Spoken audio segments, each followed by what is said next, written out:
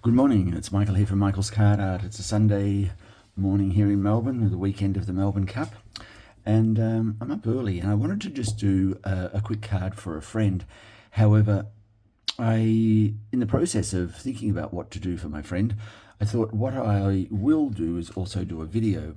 Now, one of the things that I do like to do dioramas or scenes from afar. I don't really know what the technical term is, but I've got 3 examples to show you, and I'm going to build on those 3 examples for our video today. So this is an example where I've used moving pieces of cardboard to create sky and mountains in the distance, and then in the front view I've created a pot with a bamboo stem to give you a sense of a landscape, if you like. And in this one here we've got a window looking out of the window, and here we can see a tree in autumnal bloom, and we've got sky in the background and some grass here. And a lot of people have asked, how do I colour that sky and green to give it that watercolor effect? So we're going to look at that. And here's another example of where I've used, similar to the first one, where I've used moving pieces of cardboard to create a distant scene. And this one here we've got a geisha girl, if you like, looking out over to the landscape. So we're playing with that landscape theme a little bit further in today's video. Very simple process. And I'm using watercolor paper. I just love the way watercolor paper reacts with the colors, or the colors that we use from Stampin' Up. And either the blends or the the Stampin' Up right markers all work very well with this particular watercolor paper.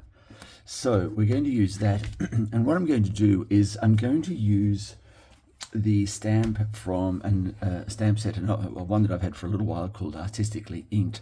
And it's this stamp here in particular that I've used in the past to create sky and foreground scenes. It's a really, really good one. I've also got with me, I'm not sure which one I'm going to use yet. It's going to be either this one here, this flower, and it's going to basically be placed across the scenery like so, or it might even be something a little less intrusive like this one. So I'm still to decide which one of these. A bit of dressing gown here. Okay, so we'll work on that as we get closer to the time. I've also got my Stampin' Stamparatus that I'll use, and I'll show you why I use that when we get down to the inking part. So they're really the only parts, the only pieces that I'm going to be using. Right, so let's get started. What I need to do first is, as you're aware, all of my cards are a basic standard size. I have cut, I'll show you how it will basically sit. I haven't got the base card yet, but for example, if we were to use these colors, all of my cards, the base card is always, let me just grab the one here. The base, what I'm calling the base card is this one, is always the same size. It's 13 centimeters by 21 centimeters. The top card is always 12.5, and this is the top card I'm calling, 12.5 by 10. And and this is, so referring it back to today's project, this is the 10 by 12.5. Now I've cut an extra piece here because what I want to do is create this effect. So I've got the top card, and then I'm going to have another card that sits on top of that, which is in this case. And I will distress it, and I'll show you how I've done that as well. Okay, but we will choose the color of our base card as we get closer to the time of assembly. So I'll bring out the Stamparatus. Now, I didn't understand the value of this little beast until a little while ago, and as soon as I realized what it is capable of, I went and grabbed one. Now, unfortunately, these aren't for sale at the moment. They've been discontinued. But there are plenty of stamping Ratas on the market that you can get your hands onto. So I've assembled where I think our scene will be, and I am just going to make a very fine pencil line mark on my card. Now the reason I'm doing this is because I just don't want the stamping to be done within and without those boundaries. So I'll show you what I mean now. Now I've just marked them very finely so that you can erase those when you need to, but basically I don't want any stamping to take place outside of these outside lines, and it must all be done within that circle area. You may not be able to see that on the screen. However, let's get started, and what I'm going to do is I'm only going to do a couple of stamps of color, and I'm going to use a color called Lost Lagoon for the sky. So let's get that into play.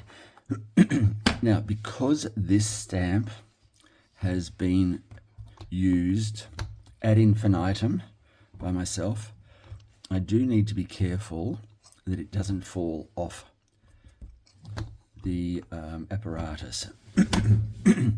Now, with some of those stamps where I have had them fall, I use this little trick. If I can find where I've placed them. Yes, my glue dots. These glue dots are from Stampin' Up, and they come in a roll, and what I do is I just take one of them. You probably can't see those on camera. However, I just take one of these little glue dots, like so, and I place it on the back of the actual stamp. That allows it to adhere nicely to the door of the device without falling down. Now I'm just making sure I'm still within those boundaries that I've created for myself. Yes. Okay. So let's create the sky. Just opening the stamp pad and then applying the ink liberally to that there and placing down a firm press. And it's a beautiful, beautiful texture. Now, if you're not happy with that, the beauty of the Stamparatus is that you can come back in, reapply the ink like so, and without fear of it not being in the right position. Now what I'm going to do is I'm just going to replicate that again, but I'm going to do it in reverse. Now, making sure that I'm within the confines of this circle, not going outside, and try not to do that where the stamp device does move, because you will get a bit of a jarring of color. Okay, now let's see what that looks like within the confines of our beautiful. You can see it's a really, really nice texture. The color is unusual. Am I going to fill that color with anything? I don't think so. I'm going to leave the actual flower to fill that color, and then a quick wipe of the stamp. I've left the glue dot on there because I know I will use that again pretty quickly on another project that I'm doing. Okay, now let's look to coloring our what we're going to do next, and that's going to really be in the coloring of the chosen flower. Now, does that look suitable? Actually, I think we can get away with that flower. It's quite a large size. Yes. Okay. All right, let's move all of that aside, and now let's look to coloring the flower. Now, this particular flower is a nice, easy one to color. I'm going to, okay, I'm going to go with 2 colours, and I'm going to go with Poppy Parade and also a Calypso Coral. Yes, I think that'll be quite good. So let's get started on those. And for the greenery, I'll probably use a Soft Succulent and Evening Evergreen. Okay, now as everyone would know who's seen my the way I colour, I can look very as much coloured myself, if you like, because I tend to use a dauber and I get myself pretty inked up. So let's show you how I do my colouring. I always start at the, I'll make this section the darker piece and then the outer part of the leaf the lighter piece, hence. So I'm starting here now, just a simple flicking of there. And I think this Poppy Parade is such a beautiful colour when it comes to foliage and flowers. So, okay, and we're just going to finish off that flower there with a little bit of making sure my daubers are clean, and we're just going to do the outer leaves slightly.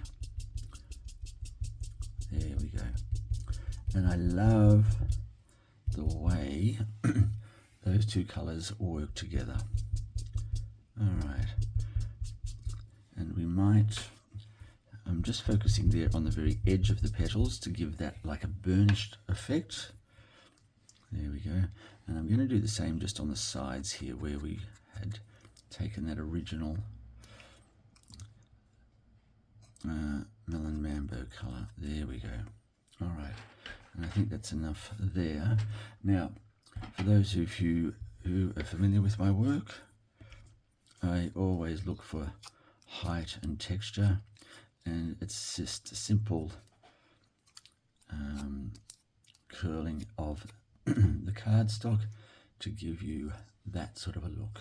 Okay, now let's put those aside and let's start on the colouring of the leaves and the stem. Now I'm going to start with the Evening Evergreen. No, I'm not. I'm going to start with the lighter colour, the Soft Succulent. Now, let's just have a look at that there. And it's just slightly, just touching the leaves very, very gently. Now, the reason I'm doing that is because I want the Evening Evergreen to be the highlight.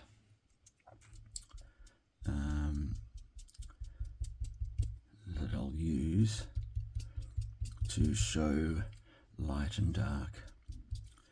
Okay, so here we go.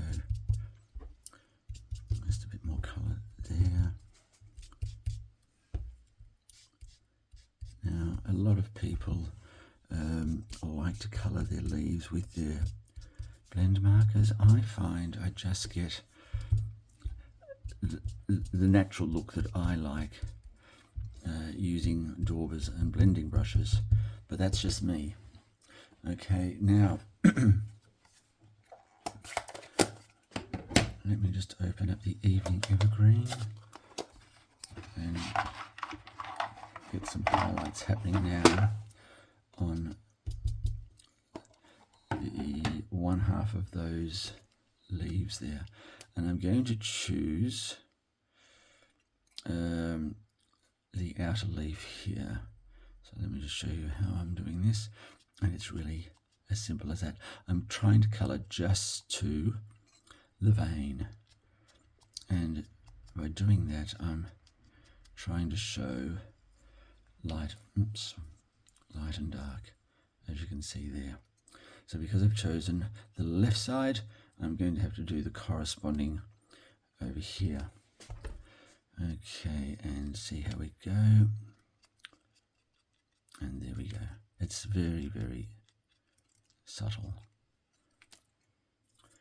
Okay, and I think we're just about there. I like that. Might just give a little bit of... Okay, Okay, done. And look, sometimes I'll fiddle around here for a good 15-20 minutes just on one single leaf, but for the purpose of this exercise, we'll keep things moving because I think that's just... Now, I think that's kind of nice. Okay, let's now bring out, and before I do that, I'm just going to wipe some of this ink off my fingers because I have fallen foul and marked up unused cardstock. Right, let's get that on there and turning that over.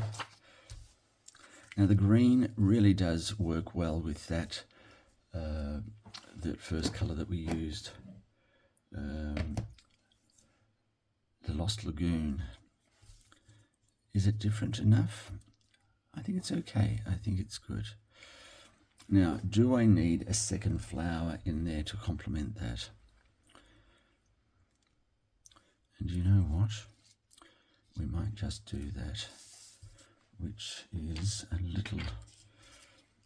So I'm just going to colour this second flower off air, just so this is not a long video. So let me just go and do that, and I'll be straight back. As I was scratching around there, looking for the actual stamp set, I've come up with another idea. And this, you just need to be aware, this is how my mind works sometimes. I found these two small pieces of scrap paper that I've played with in the past. Now, you may not be able to see those so well on the watercolor paper, but we're going to add these to the actual image. And as the name suggests, Michael's Card Art, I like to create images that I suppose look a bit like a piece of art and make the viewers stop and think, what was he thinking? And if anyone can answer those questions, well done. So let's quickly take the time to colour this. I'm going to use two colours to colour this pot, and we're going to use the same process that I do for all of my colouring.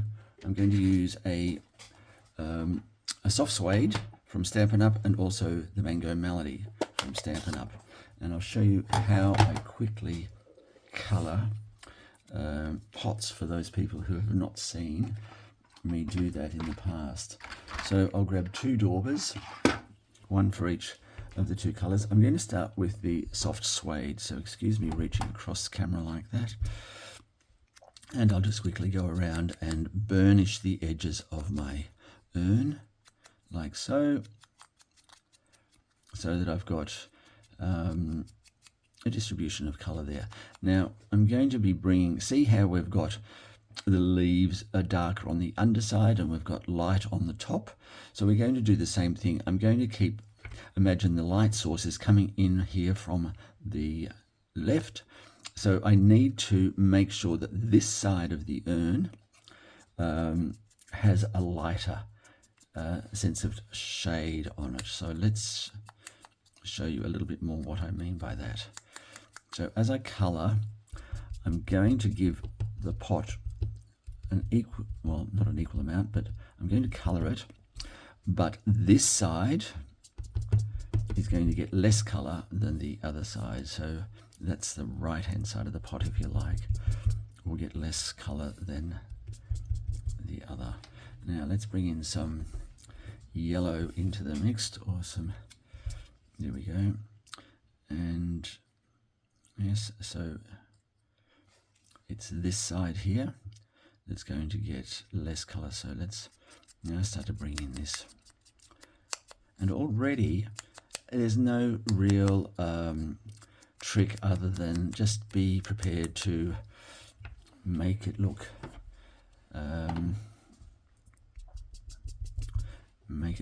interesting. I've done this so many times, and in so many times I've started a game because I didn't like how the colors were appearing.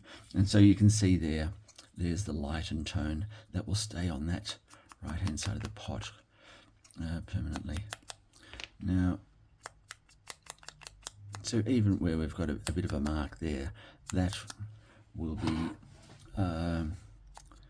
used as part of the age of the pot, if you like. There we go. And I think that's just to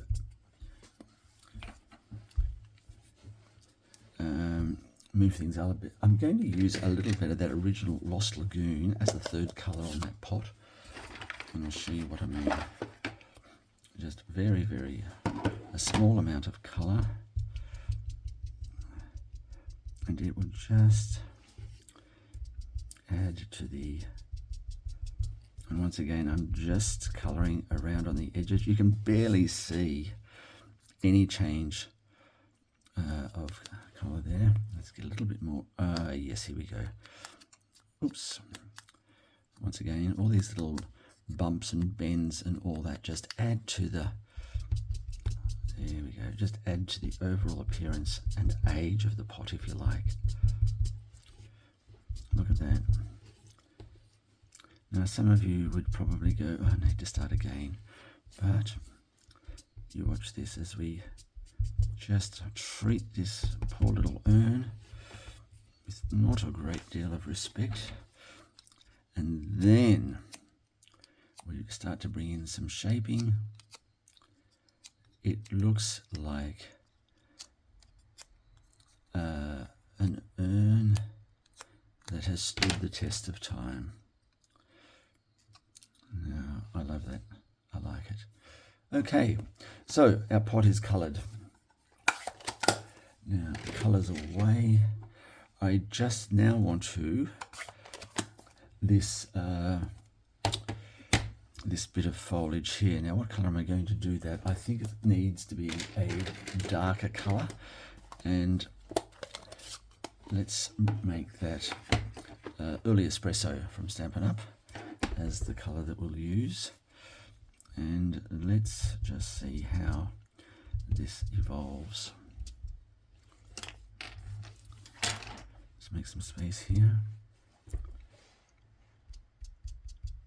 There we go. And because I'm not colouring it with a marker or a blender, there is this propensity for light and dark. You will notice that in most of my work, I work with white cardstock, and I use the coloured cardstock to enhance the actual card image itself. So I use the coloured cardstock as the base of the white, if that makes sense. Okay, so what does that look like?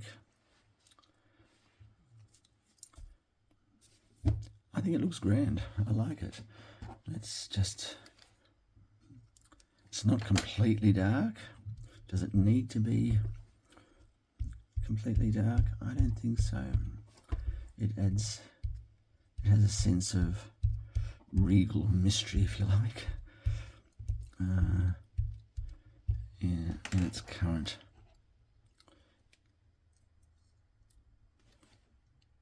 I like that very much. Okay, now colouring done. Oh, a sentiment. Let's just, a sentiment, and also a sentiment, choosing the colour of the back cardstock, and also the distressing of the edges. So let's just show you how I do that. Now, when I've shown this in my classes, some people become appalled by what I'm doing. However, for me, I love texture. And texture, oops, without cutting the flesh off my finger. So it's really just roughing up the, there we go. Now, I might rough it up, and then I might colour it with, to highlight those edges. In this case, I'm not going to. I want the images to be the star of the show. So here we go, we're just trying to get a sense of age here.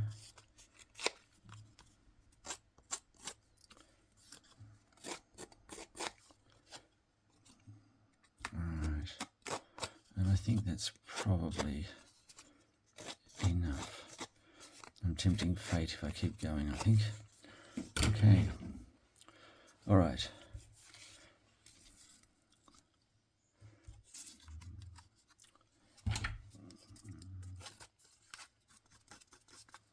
There we go, just a little bit more. Okay, alright, I think that's good. Now I'm going to do the same with the base card, just very quickly, just to give it a little bit of height around the edges there, and I think you'll agree it will look better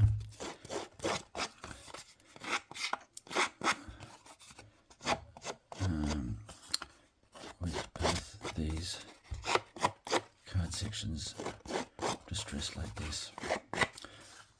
Okay.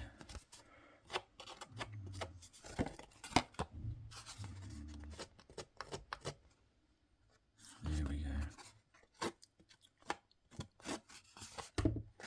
All right. Ooh, that was lucky. Lesson to self. Always close your inks and colours. All right. Now I'm just going to remove those very faint pencil lines that I brought in at the start. So they're so faint that I can barely see them, but just making sure that they aren't still there. All right. Now assembling this, I'd like one to stay there and one to be, yes, like that. So it's sitting over on the card. We've got our little urn here and our little piece of, perfect. That will make for a very nice card for somebody. All right, let's just put some glue and adhesive onto this.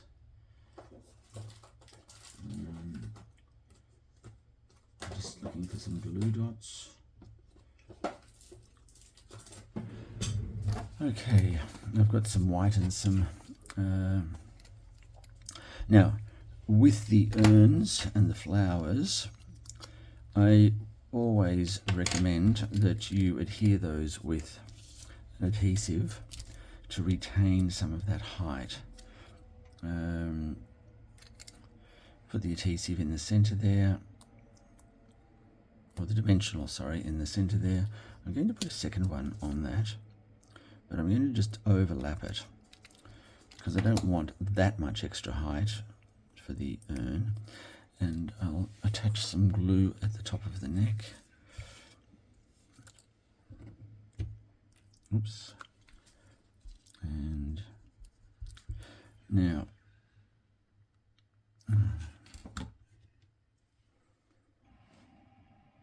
right, so by doing that, I'm just, there we go.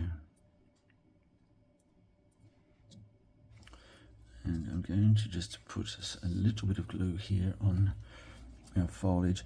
Now, I don't glue every bit of real estate on anything, simply because I do like to be able to give the item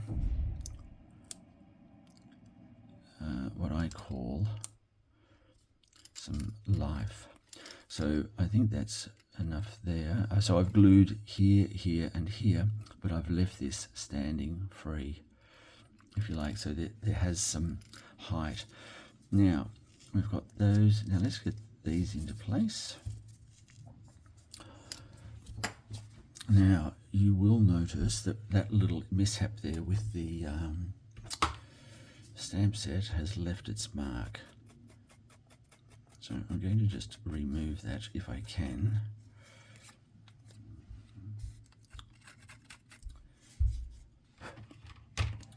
Okay, that's good. Got one there and this one here. Okay, and that gives us room there for our sentiment. Okay, so let's get, I'm going to actually glue this piece now onto that other card there. And you can see where that discoloring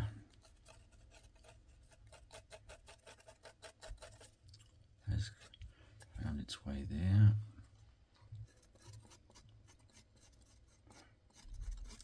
Lesson to self. Be careful. Okay, let's keep moving though.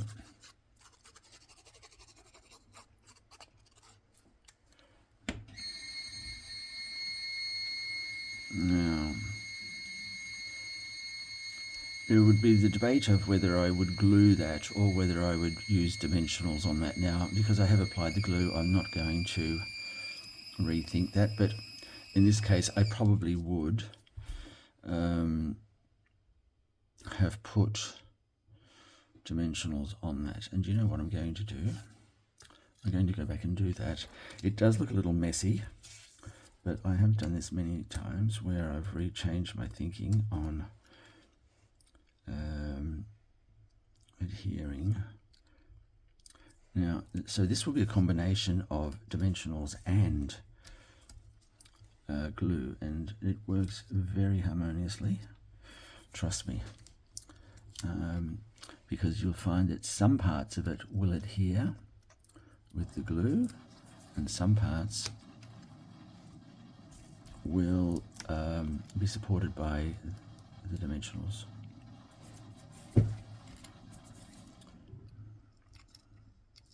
Okay. All right, let's get that onto and center that. Okay. Right. So it's still giving you now that sense of height, which I feel this scene needs. All right. So let's get dimensionals, and I'm going to be using the black ones, which some purists say that you should never use black with white, but I've found that doesn't pose a problem for myself. And here's another one here on the back of, actually it's a bigger piece of real estate, so let's put two there. Okay. And right, now for the leaves, we're just going to cut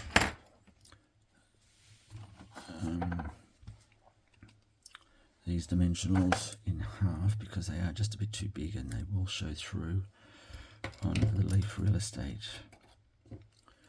So, just turning that over. So I'm going to put one here on this side, this way, and one on this side. Okay, that should be enough to, and I'll just put some adhesive on the stem very loosely. All right, let's get rid of those covers.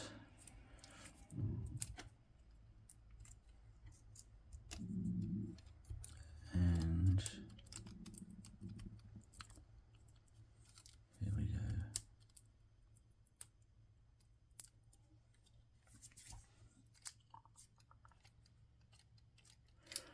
All right.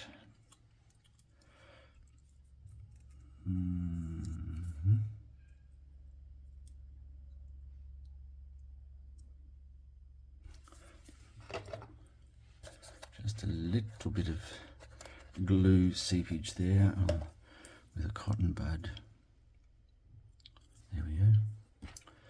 And I'll just find half a dimensional for this one.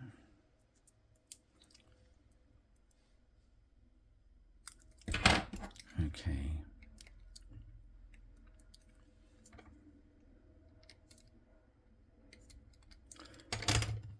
All right.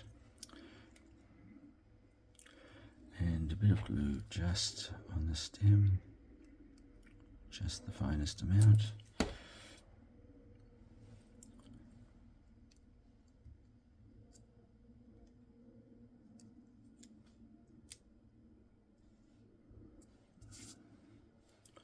Now this one is going to need a second dimensional behind the actual base of the flower to ensure it sits up high enough.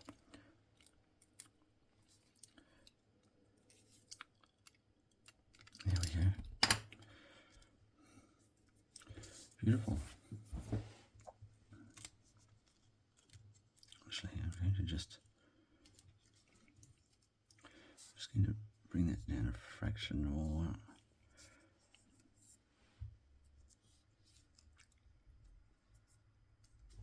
There you go. And that's good. And now, because that's just hanging over the edge there, actually, not that that really matters. All right. And I'm going to just cut it on an angle because there we go. All right. And just add the sentiment, and let's just call that a happy birthday one. And I need just a little piece of watercolor paper, and here it is here.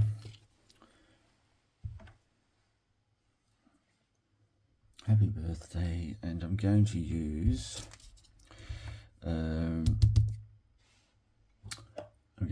the color from the flower, and that one will be, here we go.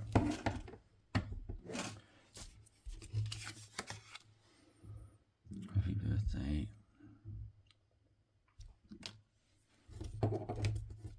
Now, what I always do with my sentiments, rightly or wrongly, it's a bit of a signature I suppose, is I always fussy cut them. Some shape that's a bit of a profile around the actual stamp sentiment itself. And then I just colour around that like so, to give it also a little bit of texture. Okay, and then I will adhere that to the card. And the beauty of doing it this way, by adhering it with adhesives like this, it allows me to change the sentiment later on if it's required for another occasion, or if my client would prefer I had happy anniversary or something on. Now I'll center that just there. Now let me just go and find a piece of cardstock that will suit the base of that. Okay, so I've chosen a piece of Poppy Parade from Stampin' Up! As the base cardstock there. I think that goes very nicely with that.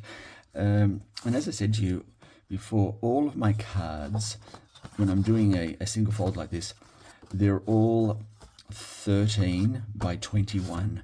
The 21 being the actual size of the cardstock. So it just makes it very easy and efficient for me when I'm mass producing cards. It's a fast way to keep them those sizes, and it also means I have minimal waste in offcuts, if you like. Now, turning that around and attaching that like so. Okay, let's glue that on.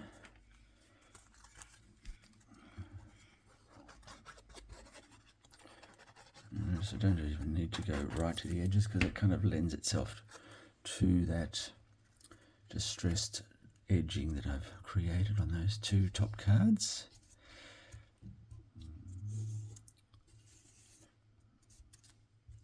Voila. And then I will go in and decorate the inside of that card with possibly a couple of stalks of a couple of buds of these flowers. I'll put stalks on them. I will put a piece of a watercolor card in here, and I will color these up and attach them in some way like this as well. So that will be the inside of the card. But there you go. A very simple process for creating a background using the artistically inked stamp set, how I've colored the flowers with a dauber and ensured that we've got highlights on the leaves, mixed it with an urn and colored that in the same way, making sure we have the light coming in on the same space as all of the other elements. So I hope you've enjoyed that. I hope you've learned something, and I hope to see you next time at Michael's Card Art. Thank you.